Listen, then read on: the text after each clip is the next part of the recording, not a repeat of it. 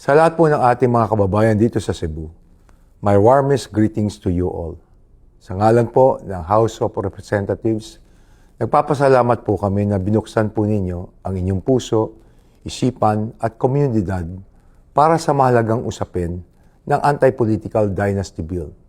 And to the people of Cavite, thank you for setting the tone in our first round of consultations.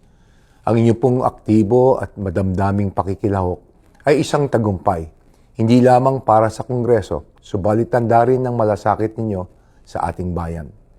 Sa ating unang konsultasyon sa Cavite, nakita po natin kung gaano kainteresado ang mga Pilipinong makibahagi sa paksang ito.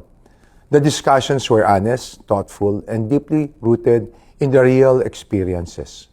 We heard both sides, and rather than divide us, these differing views strengthened our understanding of the complexities of the issue.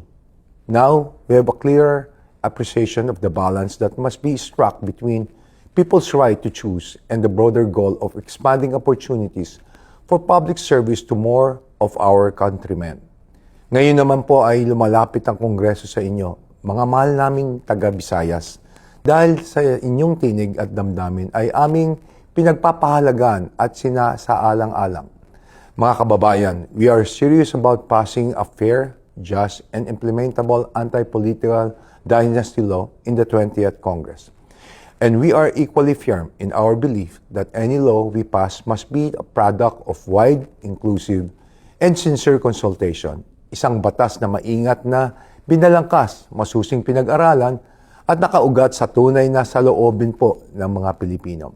Habang nagpapatuloy ang mga talakayang ito, hinihiling namin na manatiling bukas, magalang, at makabuluhan ang ating pong diskusyon. Ang kapulungan ay handang makinig at kumilos sa ikabubuti po ng ating bansa. Daghang salamat sa inyong tanan.